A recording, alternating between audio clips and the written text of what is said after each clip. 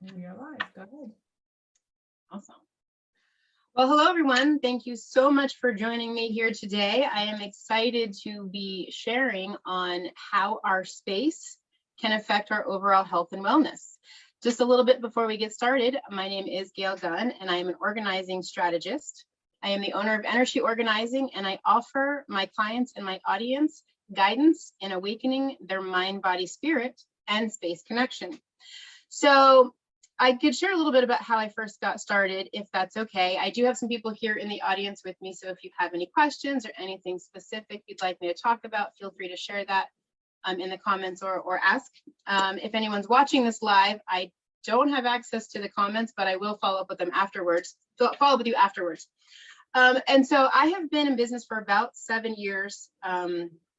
It feels weird to say that, my God, about 7 years, starting out in residential organizing, offering services and solutions for helping people with the spaces they would traditionally think of when they think of organizing, which is closets, pantries, attics, basements, garages, and such. And as I grew throughout the years, I started to add more layers to the work that I do, because as I went from the surface layers with my clients into some of the inner workings of what was happening in their space, I recognized a need for adding those services to what I do. So it has expanded into being a blend of organizing and coaching and design. My first love came from visual merchandising. I worked for a couple of different furniture retailers, doing visual merchandising and setting up their store to have the vignettes and display the merchandise that they had to offer. Most of it was in home decor, but also some of it was in basic housewares. And I just really loved it. If you ever talk to me about space, my face lights up, it just lights my soul on fire to be able to help people reimagine, repersonalize their space. So it truly is a passion of mine to do space utilization, to help people with their space. For those of you who may not know me, some of you may have heard this story. For those who have not, the first time I knew that I would do space utilization, I was working for this little teeny tiny candy store. It was called Fuzzy Wigs, and it was in an outlet center in Clinton, Connecticut. And the stockroom that we had just drove me crazy, because there was no room, you couldn't move, you couldn't find anything. It just was not functional. And so I asked the store manager one day, I was like, can I just play around? Like, can I rearrange this? And she was like, you're not going to be able to do anything that I haven't done. And I said, maybe. I said, but can I try anyway? And she let me. She said, sure. She gave me an afternoon to play. I took everything out, I put everything back in, and I just rearranged the configuration of it. And after a couple hours, she came in and she was like, oh my gosh. She goes, what did you do? And I said, I just rearranged stuff. She was so amazed that I had been able to reconfigure the way that it was set up so that it was more functional, it's more practical. There was more room, even though there was no more room. And I remember telling her, actually, before she said that I could do it, I said, when this works, someday I will become a space utilization specialist. It wasn't a thing. No one had ever heard of it, but I made it one. So that's what I do now, helping people with their space. So to get into the actual topic about how our space affects our overall health and wellness, this is something that I have come to realize time and time again. And that the two most important things in our life are our health and our physical environment. And without our health being the most important, we literally have nothing else to go off of, because our health affects how we show up and how we function and how we feel. But so does our space. And that's when I realized that if our space is disorganized or disheveled or doesn't work well for us, it can affect how we feel about ourselves, which is the biggest part of it. And this was a realization that I had not too long ago, where I was testing out some theories and asking people, like, when you think about your space, how does it make you feel? Like, do you feel overwhelmed? Do you feel embarrassed? Do you feel ashamed? Do you feel like, if you look at your physical environment and it's not the way you want it to be, how does it feel? And what I got in response was not only how the space makes them feel, but how they feel about themselves. And that's when I realized that there was a much deeper meaning to our space and how it can affect us on every level. And so, when it comes to working with people in their space, physical clutter is a manifestation of an internal struggle. And that's the most important thing to recognize, is that by the time we have reached physical clutter, whatever is happening internally has been happening long enough that it's manifesting itself in a way that we can see it. And what makes organizing easy to identify is that if you don't love your space and you don't love the way it looks or the way it feels, then it may be time to take a look at what's happening in your space, which will help you take a look at what's happening, in your overall health and wellness. So I know I just shared quite a lot in a very short period of time. Does anyone who is in the audience have any questions or anything that comes to mind for them when you think about your space, your overall health and wellness, how it's related? Any questions to kick us off? Yes, go ahead, Michelle. I've worked with you, so I know how wonderful you are, but I'm having trouble that what's best as you're starting, because I love where I live and I love a lot of my space, but I have lots of stuff all over the place and lots of piles. And I have found that even when I'm going to organize, that I have a real difficulty, as my sister helped me on Saturday, and within an hour she could get everything in little bins, and it was perfect. And if I had been doing that, it still would have kind of been a mess. So any suggestions or help? A couple things immediately came to mind for me when you were mentioning that. And I think the first thing that I often ask people is, does what's happening in your space, does what you see, does it work for you? Do you like the way it looks? And if somebody says yes, then far be it for anybody else to suggest that they change or do anything about it. There are some people who like the way their space is set up. Whether it's, what people would consider organized or tidy is not as relevant as whether they like it. But the other thing that came to mind to me is that it's often easier for an outside person to do the thing that we can't do because they don't have the same attachment. Your sister being able to come in, or even when you and I work together, I get the attachment because I've been there. And I recognize the way that our things can impact us and affect us. But your sister, who may still have the same emotions, doesn't have the same attachment to your things. Does that make sense? Yeah. And so that's part of it. It's just recognizing, outside perspective can see things that we can't see, and they can process things in a way that we can't because they're not as close to it, if that makes sense. But when it comes to us doing it, like if we want to take on our space, the thing that I would break it down into bite-sized pieces, which is identifying what about the space doesn't work. So instead of thinking about your whole entire house, and I love your house is beautiful. Taking a look at, is there a particular room that feels overwhelming? Is there a particular room that gives you this feeling of angst, or this feeling of like, this doesn't work for me? You may not know what about it doesn't work, but you just know that when you think about that particular space, it doesn't work. And then you can take a look at, well, what about it isn't working? Does that make sense so far?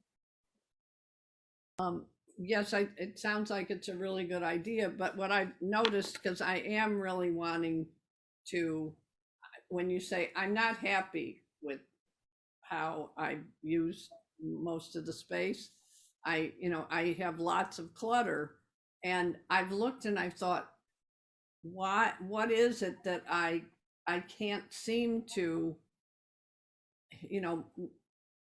make this work? And I do, I can't file things away because I never can find them. Mm-hmm.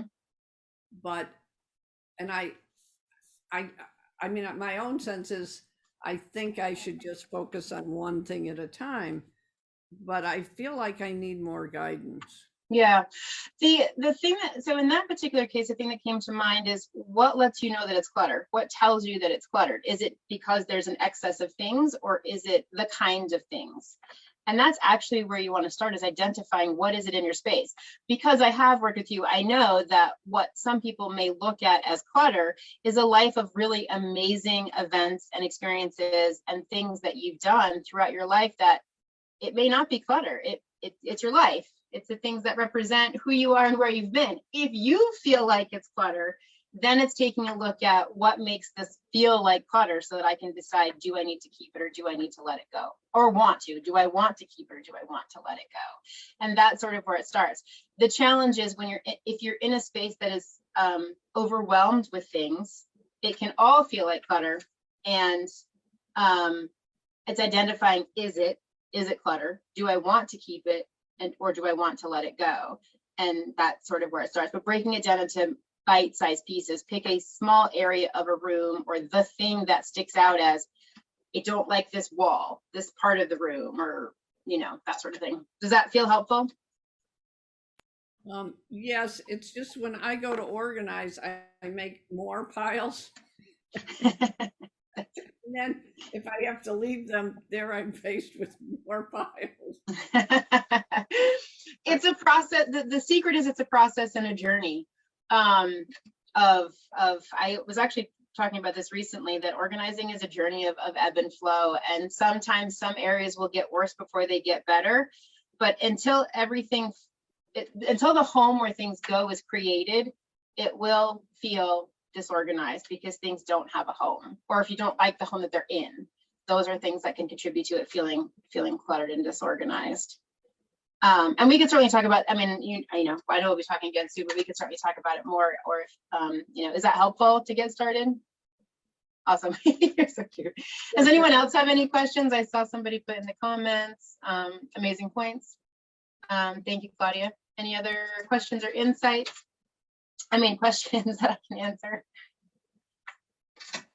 All right, so a couple things. I recently did a series that will, hopefully this will give some insights on things that people can do. We've already talked about a little bit of it.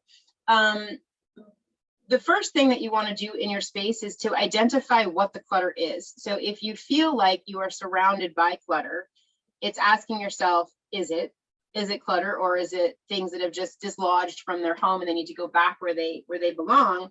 And to think about that, as I mentioned before, clutter physical clutter is a manifestation of an internal struggle. And what's important to know about that is that while it can stem from something traumatic, oftentimes it is a traumatic experience. That's not always the case. You don't have to have experienced trauma in your life to have clutter show up. It can be unmade decisions, or postponed decisions. It can be time management and always saying yes to other people and not saying yes to ourselves or to what our space needs. And so there are different things that can contribute, that can cause the clutter to show up. And so it's about identifying that, because if you can look at what is happening in your space and what's causing it to feel cluttered, then it's possible to take a look at, well, how can we create time or set aside time to go through and tidy up, or set aside time to find homes for things so that you love where it lives and you love how it looks and that sort of thing. And then the same thing is true of the reasons it stays around. There are usually reasons that clutter stays around. And so it's about taking a look at those. Is it decision making? Is it time management? Some of them do overlap with each other. But being able to take a look at what's causing it to stay. Is it habits and routines not being in place? Is it not having a home for things? Is it bringing in too many things? So, it really is about taking a look at, our space can tell us what is happening within ourselves, which is how this all ties into overall health and wellness. If we're not taking time to take care of ourselves, it may show up by our space feeling chaotic and cluttered because we're not taking time to take care of our space. I hope that all makes sense. Any questions or any thoughts on that particular insight? A very quiet group here. So the other thing that I share in a series that I did are the things to consider in your space. And this is where, when we can slow ourselves down enough to take a look at what is happening in our space, and this is an experiential exercise that I invite all of my clients to do, is to be able to center yourself, sit in your space, pick whatever space it is, whatever space calls to you, whether it's a home office or a living room or a bedroom. You could do it in all the rooms if you want to.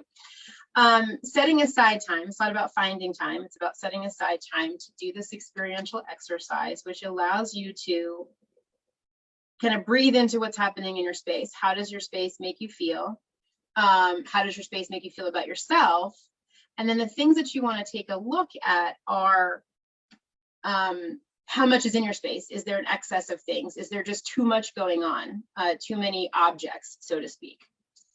And being able to identify what those objects are to determine if they belong in this space, or if they belong in a different space, or if they belong in someone else's space altogether. That would sort of be like the surface level.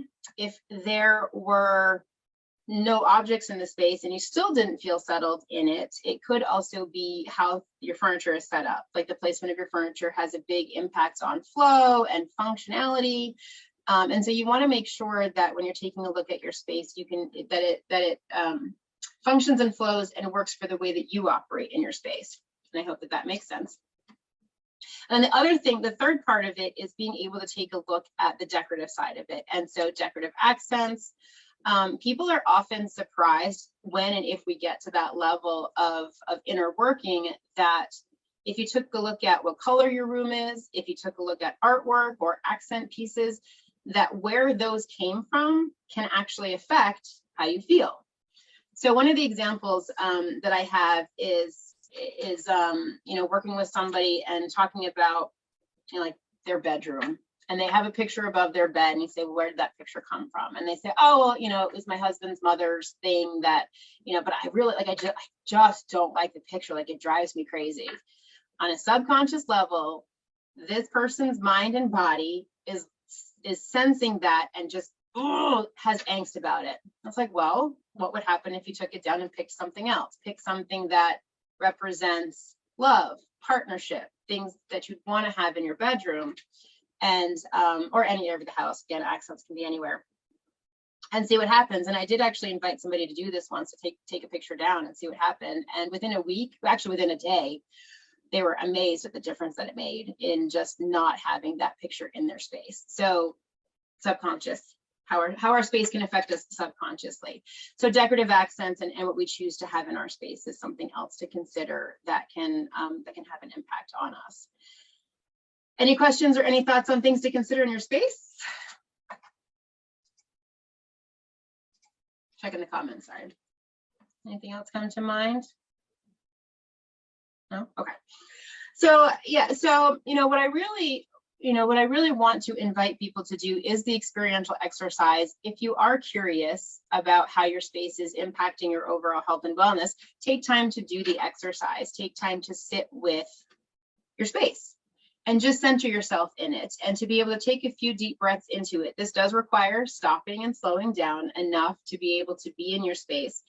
I often recommend the center of the space, but if there is a favorite wall or a wall that is adjacent where you would enter the room, I would recommend sitting there and just giving yourself a few minutes to breathe into your space and ask yourself, do I love the way this space looks? Do I love the way this space feels? Do I love the way it flows? Do I love how it's set up? Like, just ask yourself, check in with yourself. Yep, go ahead, Michelle. When you do that experiential, have that experiential experience, how much time would you devote to it, and would you take notes on it? What else would you suggest in terms of that? That's a great question. I would recommend setting aside as much time as you need, or as much time as you want, or as much time as you have. Some people might only have 5 minutes, but 5 minutes is a great start. And I would often take time, I would set aside time to reflect, if you are the type of person that likes to write things down, if it's journaling about it, if it's just reflecting on it, because it may be things that you want to come back to later, or it may just be things that you want to think about. Some people, we do, what's the saying? I think 5% of how we live is from our conscious mind, 95% is subconscious. So even 5 minutes in our space gets the subconscious working about what's happening and whether or not we like it, love it, or want to change it. But that's where the process starts. The process starts with checking in with ourselves. Do we love this space? And then depending on how that goes, then it would be, the next step would be identifying, well, what needs to shift, what needs to happen, what needs to change for me to love this space. Is it letting go of things? Is it relocating things? Is it changing the design of things? Is it just rearranging things? Like those are things that you'd want to consider or take into consideration with your space. Hopefully that's all helpful.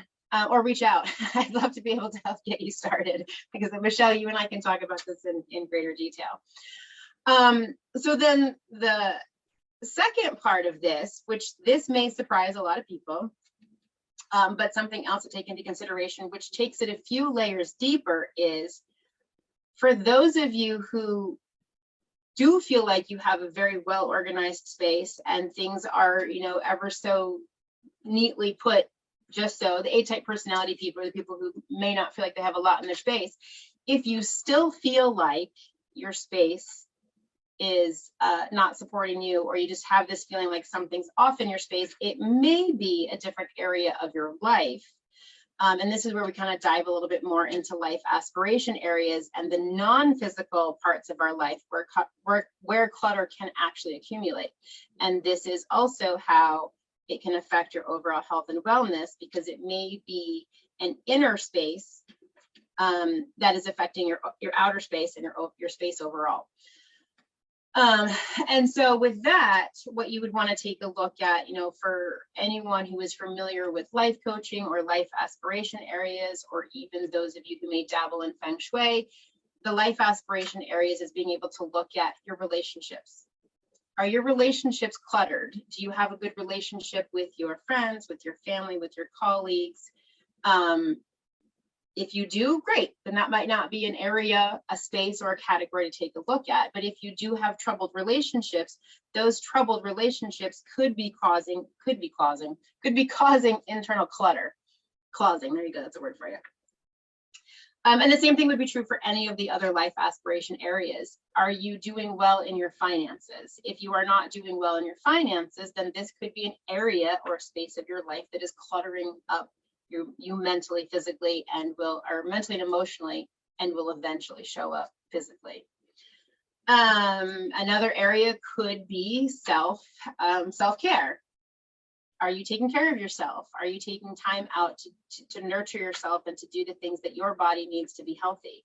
If you are not, it is possible this is an area or a space in your life that is cluttering up you mentally and emotionally, and therefore showing up physically.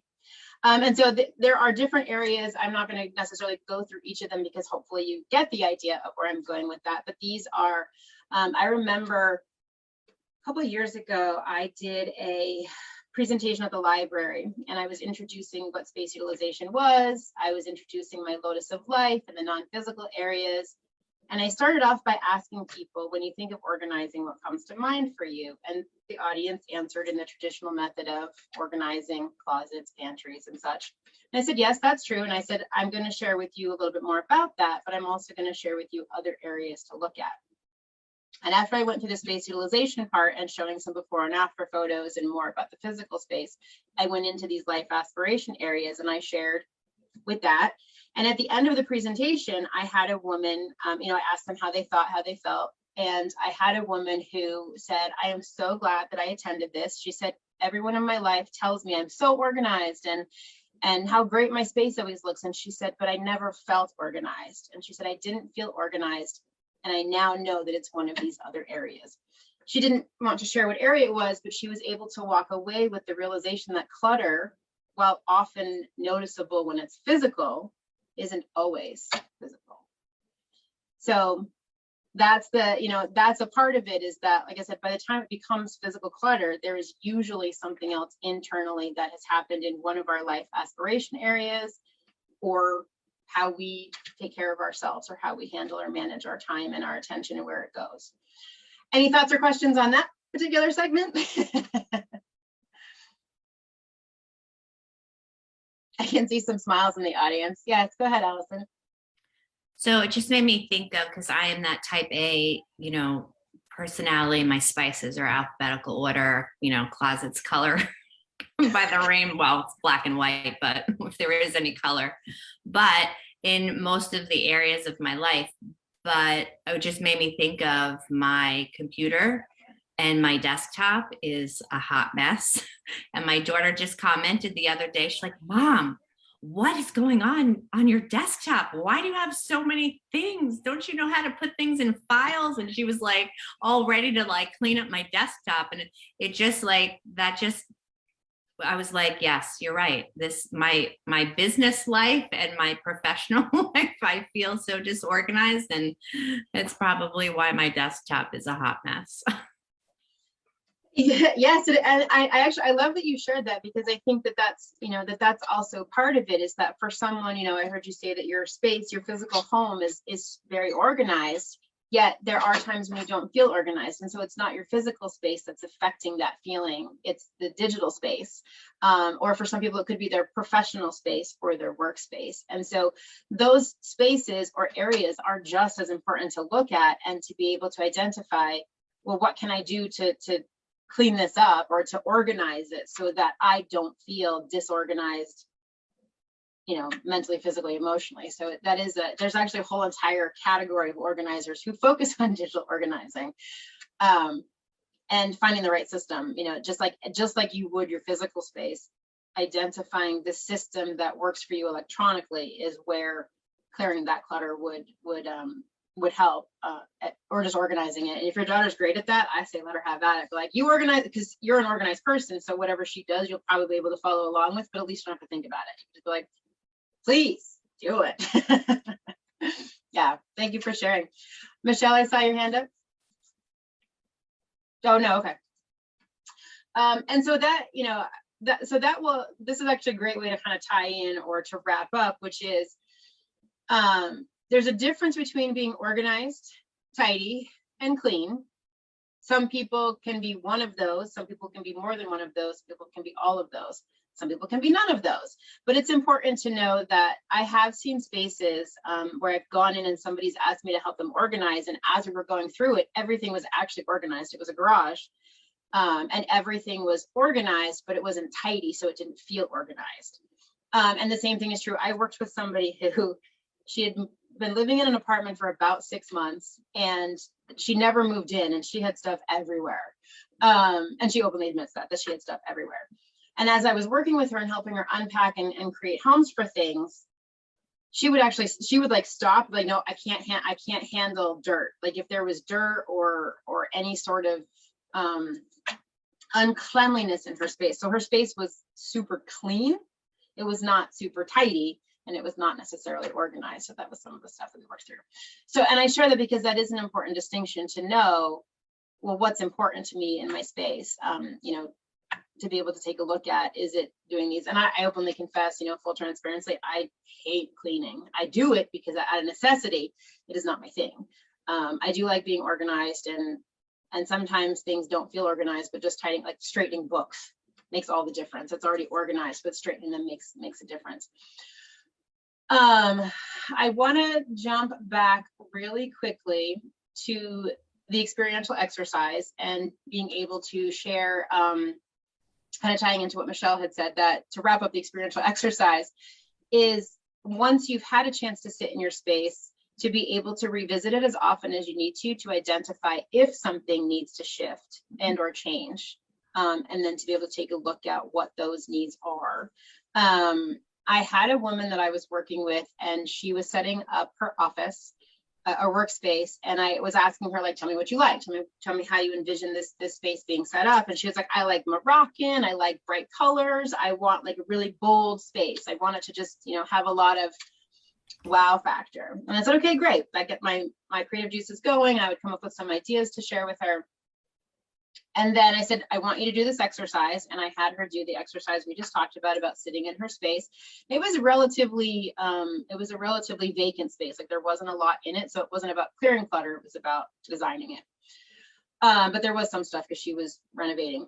So anyway, a couple of days later, after the weekend, we reconvened, and I said, did you do the exercise? She said, yes. And I said, how did it go? She said, well, I was really surprised. She said, I realized that, she said, I have so much happening in my life and things are so chaotic right now that what I really need is a place where I can rest. I'm thinking I want muted colors. I want softer tones. I want subtle. I want comfy. Like I need my place to be I need my space to be a place I can go and relax and unwind from what's happening. So that's what we did. We actually changed directions, and I said we could still add pops of color. That's the fun thing about decorating and design, is being able to put accents in that give that Moroccan inspiration, but that the room isn't painted fluorescent pink. There's nothing wrong with that if that's what you like, but it's just one of those things to take into consideration. And so then the last thing that I want to share is that, you know, how again, tying into how our space affects our overall health and wellness, is that everything is interconnected. How we feel and how we function in our personal life and in our professional life, and how well we take care of ourselves, is like this triangle where it's constant motion. It's always connected. And when we're feeling out of alignment, when we're feeling disorganized, if we're feeling cluttered or chaotic, being able to take a look at, I think of the triangle as a way to check in with yourself. How are things in my personal space? Is it a reflection of how things are in my personal life? If everything is good there, then moving into professional, and you can start wherever you want, but thinking of it as a triangle, moving into your professional life. How are things in my professional life? Is my workspace operating and functioning well? Do I have a good system in place? Do I have good processes? You know, check in with your professional life, and if all is well there, great.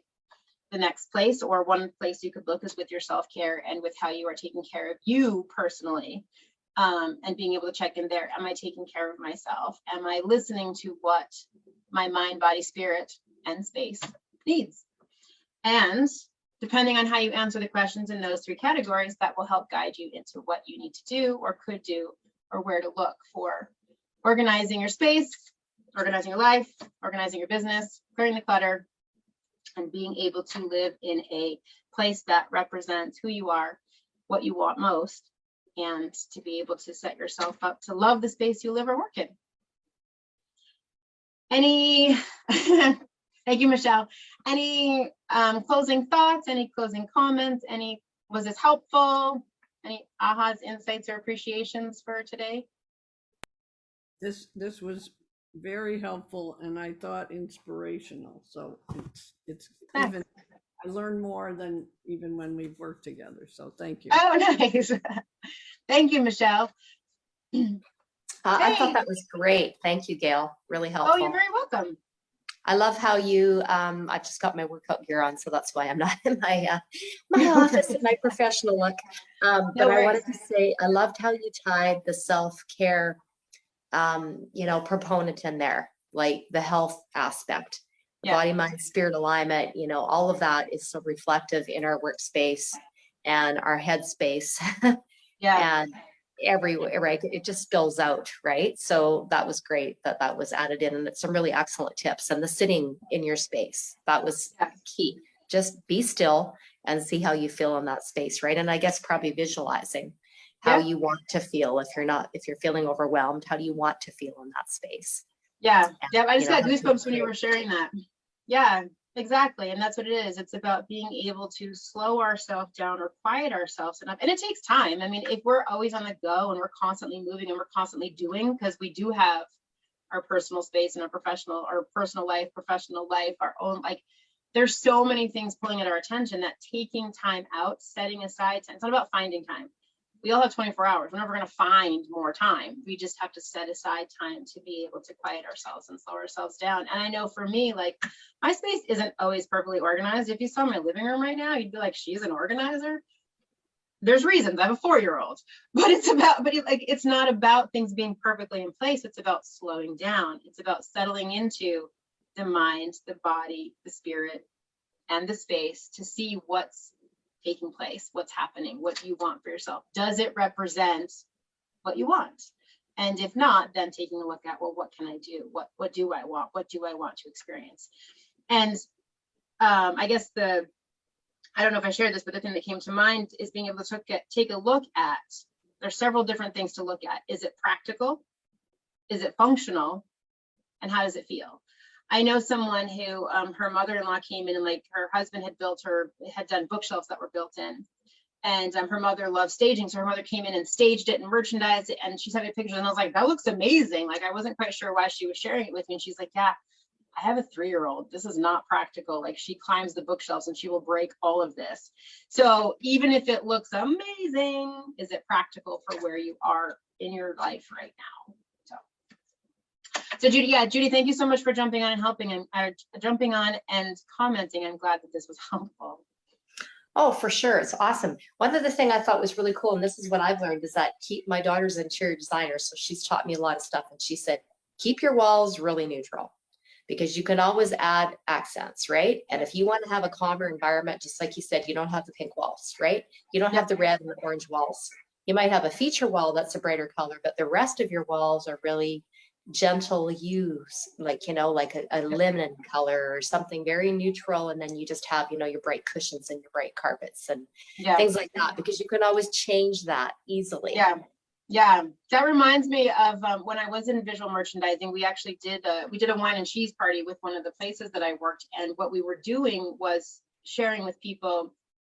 We had done a living room setup, so there was a sofa and 2 chairs and some accent pieces, and what we were showing them was how you don't have to change your entire living room to change the way it feels or the way it looks. We swapped out the artwork, we swapped out the side tables, and we swapped out the carpeting and the lighting to give it a completely different feel, so we could show them how the furniture that they had could play into having more of like the country look, or having more of the modern look, or a transitional look, or that sort of thing. Because people think they have to, you know, toss everything out and start over, and that's not always the case. So I love that you shared that. But yes, the color of your walls is important to how you feel or how it makes you feel, but keeping them soft and neutral and in a shade that's uplifting to you depending on the space is important. But then you add the accents. So I love that. Thank you, Judy, for sharing. Yeah, thank you. Go ahead, Michelle. You had said practical, functional, and then I didn't get the third thing. Oh, how it feels. I usually say practical last, but the feeling, how does it feel? So it's like, how does your space feel? Is it functional? Is it practical? Are the things to ask yourself. Yeah. And then if it's not, what do you want to be experiencing? Like, how, you know, what would make it practical? What would make it feel more like the way you want it to feel, and what would make it functional? So I often talk about helping people to pare down to what is most important without depriving them of what makes their space functional and of what makes them feel good about themselves. If somebody has a space and everything in it makes them feel good about themselves, I would never let anyone tell them otherwise, because it makes them feel good. If it doesn't, then that's a different conversation. Gayle, Awesome. Hey, Heidi. Hey, I apologize for being late. I didn't find the new link, so I was in some strange place, but no worries. I made it. And I said, oh no, Gayle's thing. Oh, No worries. so I'm glad I popped in when I did. And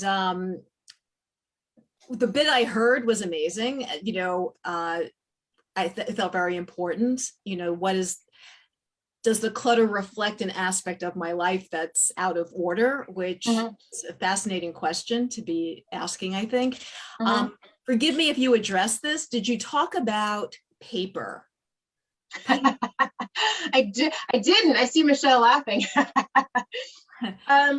Not specifically. Is there something about paper that you would I'm like surrounded by paper, piles of paper that over time builds up, because it wasn't, I don't have a filing system for, you know, evergreen things that come in. Oh, you know, it's one thing to file the insurance policy someplace. It's another to, oh, that's an interesting idea. Let me print that off and save that. Or let me, you know, or, oh, this bill, I wanted to question that charge. And then, so it starts piling, and it's a vast assortment of things. And then it becomes a thing that it does not have a good energy. Fair enough. Around so it. that's actually super helpful in being able to speak more specifically to that, because I think there's, you know, that's the other thing, like really quickly, when it comes to organizing or clearing clutter, there actually is no one right way to do it. It's about knowing what works for the individual. And that's also one of the things, being able to help with people and identify what is their unique natural sense of order. There are some, and where I'm going with that is that there are some styles or categories that kind of stand out as people tend to gravitate towards one or the other of these, which is, do I need to have things out where I can see them? Do I need to have things tucked away, or do I want to have things tucked away? There are people who will remember wherever something is, no matter where it is, or people who like to keep a lot of things, people who don't like to keep a lot of things. So those are some categories that it falls into. But as far as the paper itself goes, is, the first question I always ask is, do you like having the paper? I'm a paper person, so I do my best to manage it in a way that keeps it organized. But if you like having things printed and physically in your hand, then it's creating a system to manage the paper that you're going to have. If you don't like having paper, then is there an option to digitize it? Is there an option or to not print it? I heard somebody say that I know somebody that works in copiers and printings, and he was like, people waste more paper going digital than they do just saving it, because they print it out to scan it to save it. And he's like, I don't know why they don't just save it. So anyway, but it's figuring out like, what's the system for you? If when it comes to paper, you want things tucked away and out of sight, then what system works? Is there a filing cabinet or 3-ring binder or file folder or a system that you can create that will help you manage and organize your paper? However, if you are the kind of person that likes things out where you can see them, it's entirely possible that letting go of, I have to have a filing system, is where clearing the clutter will be helpful. So when I say letting go of having to have a filing system, one of my favorite terms that I came up with a client is, she doesn't have a filing system, she has a piling system. She wants piles. She wants a level surface where she can have a pile for this category, a pile for this category. And when she let go of telling herself that she had to do something different, she was so in love with her, like she was trying to keep her desk clear because she needed a working space. And I said, I don't hear you saying that as if that serves you. Like, what if your desk was a level surface for your piles? And she was like, oh my God, can I do that? And I said, of course you can.